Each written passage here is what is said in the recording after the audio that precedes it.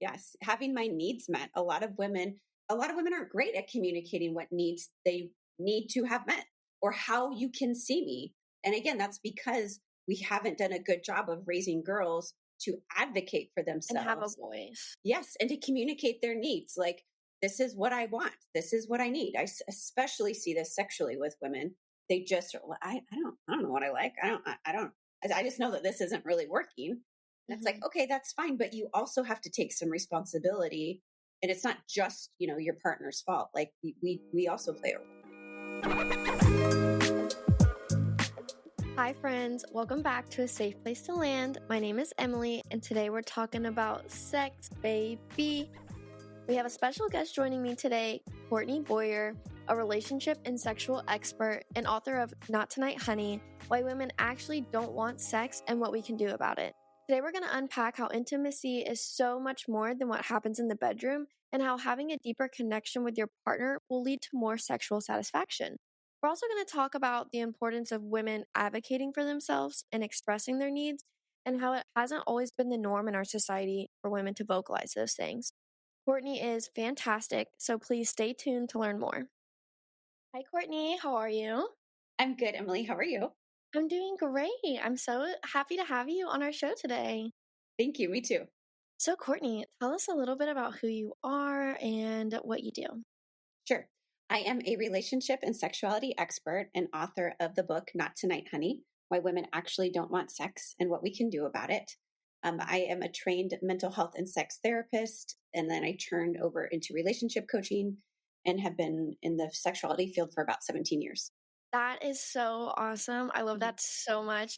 Was there like a part of you that knew early on that you wanted to help people with relationships? No, absolutely not. No. No, I How actually did wanted that? to be a lawyer for the longest time. Yeah, I was set to go to law school.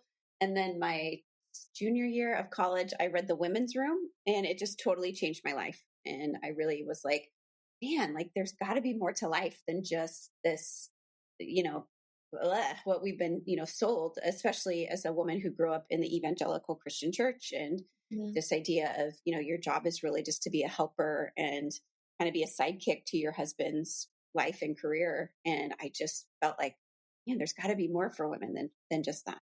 And you're like, let me go figure it out myself. Let me go Exactly. research. Yeah, and Yeah. figure it out. And it sounds like you've kind of cracked the code that there's more to it than that. And women can be empowered in relationships. And that's probably, I'm gonna guess what your book is about, why women don't want to have sex. Yeah. Um, It's a lot of helping.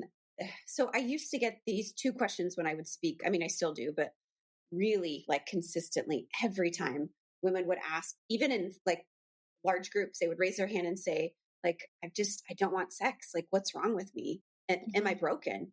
And mhm. after hearing that hundreds of times, I was like, you know what? I'm going to help give them a tool and a resource to help them to understand that it's like why they don't want sex and where that comes from. And so that's what I did. That's amazing. So maybe enlighten me. What's really going on in there? Yeah, I think that one of the biggest things that happens is that women self abandon, I mean, as a little girl. And so because we want to fit in, we want to be nice, we want to be liked. And so what happens is we give up the things that we desire in order to maintain the status quo. Sometimes in our family, it's a requirement for things to be safe and to be accepted. And unfortunately, we don't ever grow out of that or learn how to Mhm. tap into those desires. And so it continues into our relationships, and we look to authority to be like, is this what I'm supposed to do? I'm supposed to get married now and have kids and go to school and but not have too much of a career and enjoy sex, but not enjoy it too much and not be too experienced, right? It's just so many of these different mixed messages that Mhm. really just have exhausted women. And they're just like, I can't win. And so Yeah. I don't even really want to play. So, yep, I'll show up. I'll do my quote wifely duty. And sometimes it's fun. Sometimes it's really not, but it's more of an obligation and a checklist item than it is a means of connection with themselves, let alone their partner. No, that makes complete sense. Just like the early on kind of like societal norms that women are learning and how that's translating into their romantic relationships into adulthood. I can totally resonate with that, even being a young woman in my 20s trying to figure out life and my identity and how Hmm. much is too much and, am I too much? Am I too big? I think our society is starting to become more okay with women having a voice and wanting different things and that being okay. So, do you think there's been a shift in the last, like 5, 10 years with relationships and women and sex? Yes. I mean, that's a whole other, I mean, that's a huge topic, but yes, definitely. I think that there's different shifts, especially among people your age versus people my age. One of the things I see around, I'm 41. And so one of the things I see with women who have been partnered for about 10 years or so, maybe they got married in their late 20s, is that they have kind of hit this like midlife point of like, that like I did all the right things. I married the right person, the safe person, and maybe they're a good partner, but like they're really unfulfilled. And they Mm. look at the next 40 years of their life and they're like, I'm not doing this. And so a lot of them are filing for divorce. Some of them are asking for an open relationship. Like it really just kind of varies, but the move away from the traditional model that we've seen with our parents' generation or grandparents' generation is definitely changing. Yeah. Can you talk a little bit more about that shift that is happening with like, 10 years in? Yeah, I think it gets when you're looking for a long term partner, a lot of the times you're looking for compatibility and you're looking for values and those things. But a lot of times women feel a pressure like, okay, I'm 26 and a lot of my friends are getting married. And I mean, like, time's ticking and I don't really know what I want to do with my career. So I guess I could kind of like be a wife and do those things. And so at least again, this was what happened with my generation. It's a little bit different, I think, for women of your generation. But then, they hit the 10-year mark, 10, 15-year mark, and they are like, they've done work on themselves because it's so much more accepted now to do personal development and to, pick up a book or listen to a podcast of like, oh, geez, like my unresolved childhood trauma actually is having a major impact on my life, on my parenting, on my partnerships.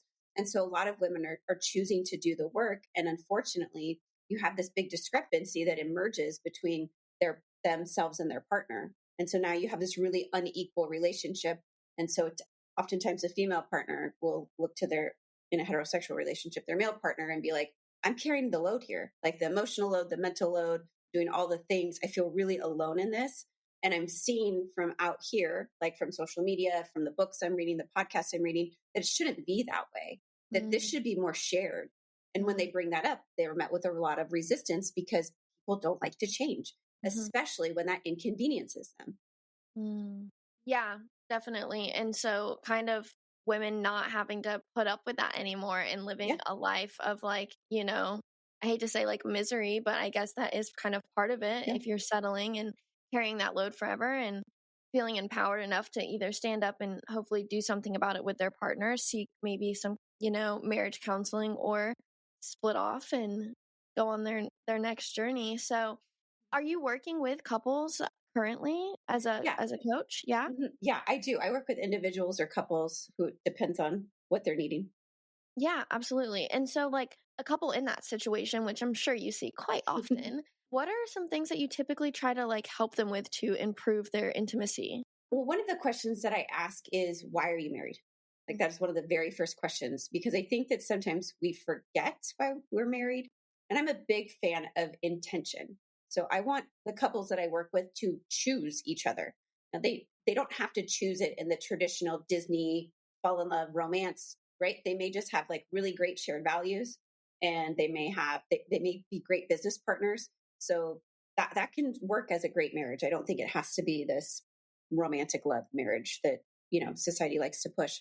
So looking at why are we married, and then what's the problem that you're dealing with, and so what is the disconnect. And a lot of times communication's really poor, and there's a lot of resentment and a lot, again, that discrepancy of one person has dabbled with or really done a lot of work in healing their trauma or healing their wounds and the other person has not. And so then there's that frustration and resentment of like, dude, like, let's get on the same page here. That's usually what I see. Sometimes I will have couples come in where there is a discrepancy in sexual desire, but I always, will say that bad sex or lack of sex is a relationships issue symptom. Okay. And so you're not necessarily treating the, sexual issue in a whole, there's something deeper, there's more to Yes, it. And so you there want to always is. investigate. Yeah, there Yes. always is. Yeah. And so it can really be an indicator that if the sex life isn't there, that there's something else deeper down. Yes. Absolutely. So when could a couple like come in and like seek help? Like what are some signs? I guess what is the norm and what is not the norm? Well, what I would say is what I typically get is I'm the last call they make before the divorce lawyer, which Mhm. is it's the equivalent of waiting till you're like 100 pounds overweight or over the weight that you want to be, and then like calling a doctor or calling a personal trainer. The reality is that there is so much more work that you're going to have to invest time, money, energy at 100 pounds that you need to lose versus like 10 to 15 pounds, 5 pounds, right? And so I really encourage couples to do quarterly, bi-yearly checks so that it's like taking care of your car, right? Nobody would be like, man, I'm going to go years without getting my oil changed or like changing the windshield wipers or whatever. And that's Yeah. just expected maintenance. And yet we don't apply that same principle to our relationships, let alone our most important relationships, which is Mhm. with our spouse and or our long-term partner. And so I think that couples should be really doing check-ins a lot more frequently so that they Mhm. establish those lines of communication. They prevent the resentment from rising up. They get on board because especially as parents or even as children of aging parents, right? That's another thing that I'm seeing too is like, well, who's going to take care of mom? Right? Well, which sibling is and how does that impact our nuclear family now that we're having to consider who's going to take care of an aging parent? So it's not just having to, think about raising kids in that season of life, but those seasons of life are just changing often faster than we think. And then we become reactive instead of proactive. Absolutely. I think that's such a great way to frame it because something I like tell my clients a lot because typically they are talking about marital and relationship issues is you're going to have a conversation and you're going to make a plan, but then you're going to have to make another plan a few weeks later or a Yeah. few days later or a few Yeah. hours later because we think something is going to plan out a certain way and then it just absolutely doesn't. And like you said, these lifestyle changes are happening way quicker than we expect. We think, oh, Yeah. okay, we're going to have children. Let's talk about parenting. Like, you're going to be talking about parenting every single day Right. forever Yeah. because it's always changing. You never know what to expect. And so, doing that kind of like those tune ups, relationship maintenance, and check ins, I think is so important. And again, we're practicing communication and Yeah. being vulnerable and being heard and, Yes. making changes to make it work. Absolutely. Yes. Yeah, definitely. What are some of the big things that stand out with women that make it difficult for them to want to be intimate sexually? I think the biggest thing is the mental load that they carry. Like Mm. a lot of women are just like we have this. Exhausted. Yeah, they're just exhausted of that. Okay, I've got to pick up the kids, and then I got to bring the bake sale, and then oh my gosh, this client needs this, report, and all of those things, and they feel very alone. That sense of loneliness is not sexy. That overwhelming sense of responsibility is not sexy, and so that is a big barrier to women really like physically and emotionally just letting their guard down to be like you're here you're my teammate, like you really Mhm. we're doing this together, and you like that's sexy. Being Creating seen. Yeah. Yes, yes, having my needs met. A lot of women and a lot of women aren't great at communicating what needs they need to have met or how you can see me. And again, that's because we haven't done a good job of raising girls to advocate for And have a themselves. voice. Yes, and to communicate their needs. Like, this is what I want. This is what I need. Especially see this sexually with women. They just, "Well, I don't know what I like. I don't. I just know that this isn't really working." And it's like, Mhm. okay, that's fine, but you also have to take some responsibility, and it's not just your partner's fault. Like we also play a role. Yeah, absolutely. If we're not communicating what we need, what we don't like, and what we want sexually, then they're not mind readers. Like, they're not going to be able to Yes, know these things. right. But again, like you said, we've been almost conditioned to feel like we can't stand up and say what we want and what we need. Yeah. out of fear of Mhm. that judgment.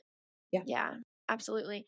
And so do you like to encourage and promote like kind of like solo sexuality or kind of women exploring what they like? That way they can communicate that to their partners?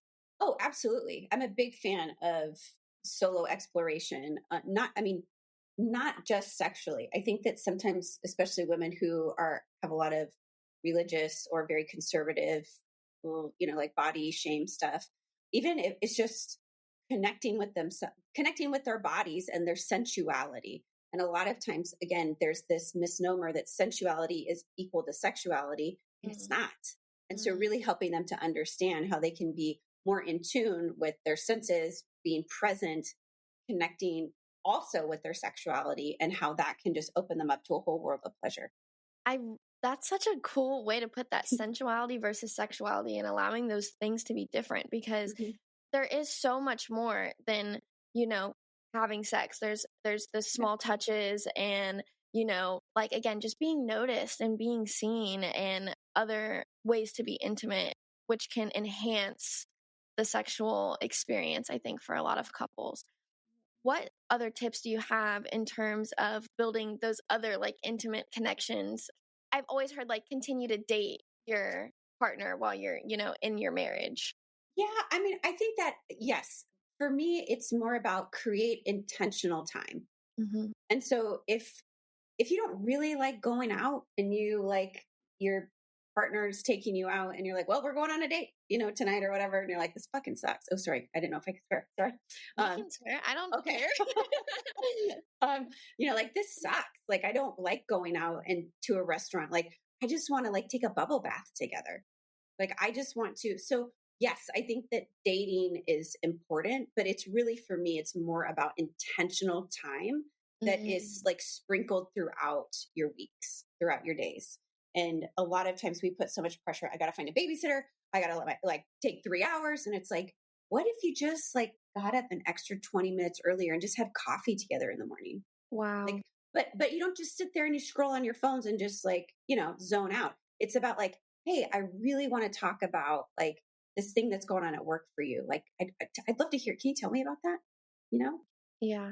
I So, feel, yeah, so often, sitting down and having coffee and talking and making eye contact and connecting, like we associate that with like a burden. Like mhm. we're going to open up a door and I don't want to open up that door because I'm Yep, so exhausted and I'm so yep, tired. yeah, But when we're not opening up that door, we're just throwing carpets over potholes. And it's like, it's just getting bigger and bigger and bigger. And I think yeah, that's kind of where that resentment comes from.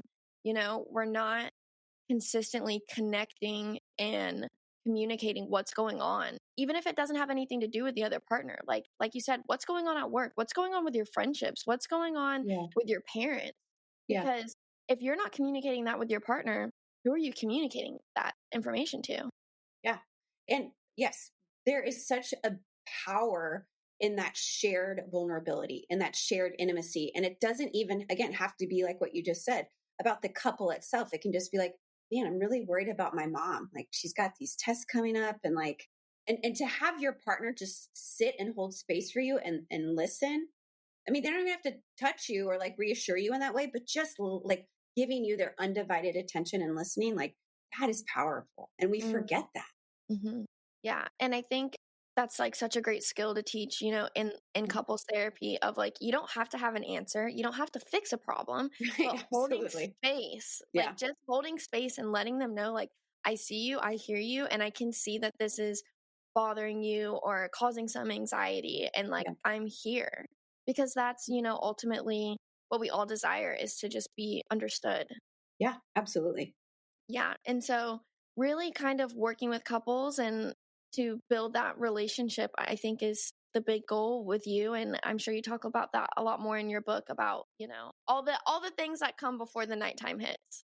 Yes. And it's the book is written more towards women, but I Mhm. have heard so many great things from couples that read it together, especially heterosexual couples. And the husband will be like, man, do you really feel this way about your body? Or like, did you like they just had never considered some of these female experiences, and it's really opened doors to share things that just would never come up naturally. And So that's been really cool to see.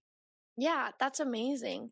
I'm sure, as couples progress in their marriages and life changes and there are body changes, how does that start to affect a couple's intimacy?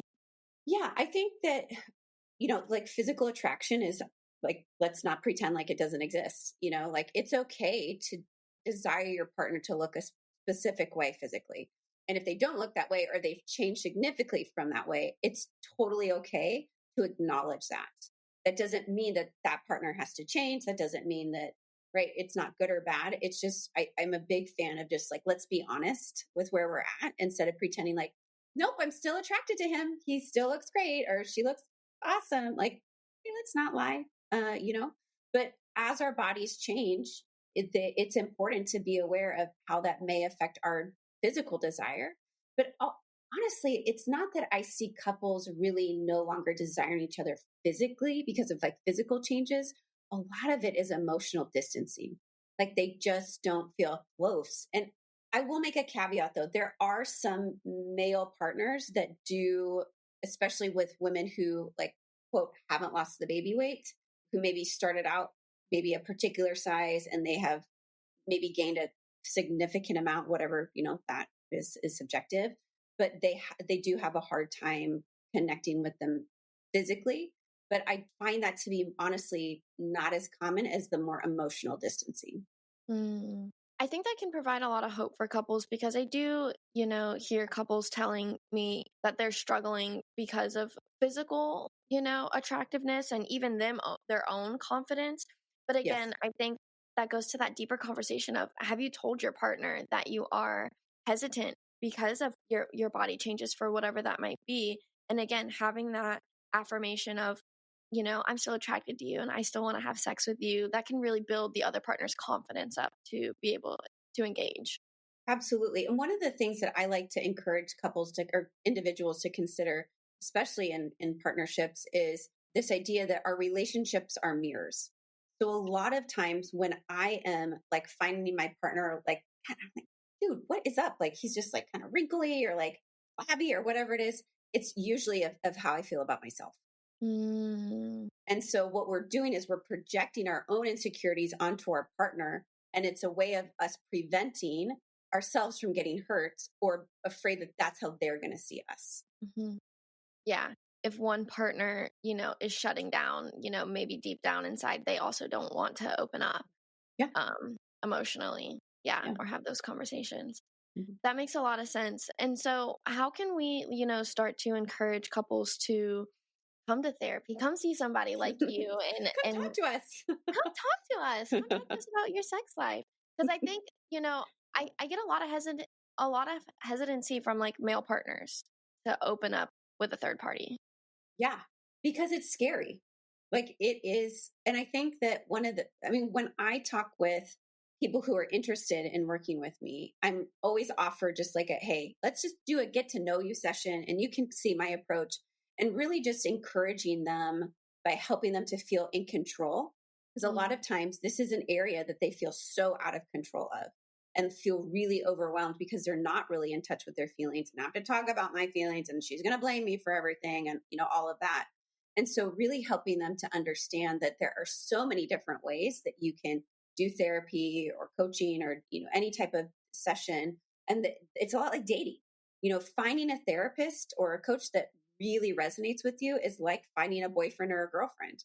Like there are all of these different personalities and styles and you got to get like you just don't give up after a few dates because like well wasn't for me not to be alone the rest of my life like I mean I guess you could but to really invest and be like hey I know that studies show that there is a significant benefit to my relationship and it shows my partner that I value something that they value because mm, I may not like here's an example. I was visiting my mom and sister in Oregon last week. I live in Germany. And my mom asked me, she was like, hey, I would love it if you went to church with me. Well, first she said, you want to go to church with me Sunday? And I said, no. And then I was like, okay. I see her like a few times a year. I rarely go back to her home. And I said, okay, mom, I will go because I know that that's important to you. So like, I didn't really want to be there, but it meant so much to her. And that made our relationship closer because Wow. I showed up for her in that way. Mhm. And I think couples therapy can be the same. Like you, and I mean, did I get something out of it? Sure, because I still had an open mind when I went. And I think the hesitant partner can approach, therapy the same. Like, I'm only doing this for you. I don't really see the benefit per se, but it's so important to you that I'm willing to invest my time in us and in whatever you believe then that this thing is. And I'll show up with an open mind. Yeah. Oh, I think that is just so needed in relationships for whichever partner is feeling hurt, just Yeah.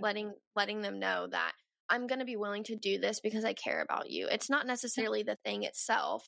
It's just I know it's important to you. Exactly. And I read an article in my marriage class last semester about, leaving the cup by the sink. And he said, after doing that for so many years, the cup by the sink is what ended his marriage because time and time again, the wife said, you're so close to putting it in the dishwasher. I just need you to One put more it. step.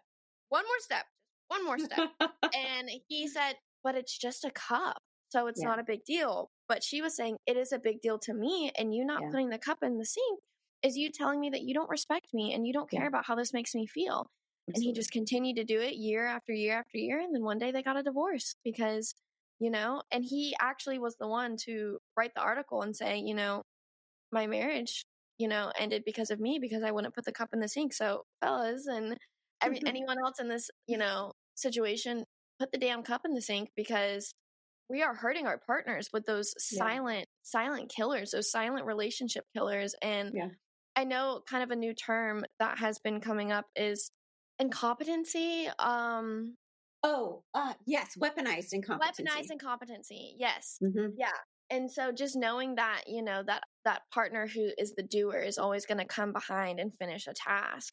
Yeah. And how just kind of disrespectful that is to, as an adult, to be like, oh, okay, I don't have to finish this completely because someone else is going to come behind me and take care of it. Yeah. And it also puts you in a very caretaking role too. And that's not sexy. Like nobody wants to feel like a mom and then be like, oh, now I have to have sex. Right. Like that's not fun to be with somebody who's not your equal, who's not showing up and putting the same amount of effort that you are. Motivation and effort is just so important. Having that equal drive and motivation. And like you said, that caretaking role is not attractive and it's going to get old real quick. Yeah, absolutely. And so just doing your part and showing up. And I think the biggest takeaway here is relationship expectation, because we go into it thinking, like you said, oh, I found the compatible person, the safe person. We did the thing. We got married. We had kids and now we're here. It's not over. Like you have the rest of your life to be together and consistently working and doing those tune-ups and connecting and communicating and having realistic expectations because it's going to be hard. Yeah. And really seeing it as an investment. Like that's what I try to help people to see. Like, yes, you are hiring me, you are paying me, but you're investing in your marriage. Like I am a lot cheaper than a divorce. Like I am a lot, less effort than having to have your kids shuttle between two homes. And that sounds very kind of realistic in your face, but that's the reality, right? There are real consequences when we do not invest in our relationships. Yeah. Yeah. Do we want to have a 5-minute, 10-minute difficult conversation about the fight that we had yesterday? Or do we want to wait 5 more years and then, not have a relationship anymore? Like 100%.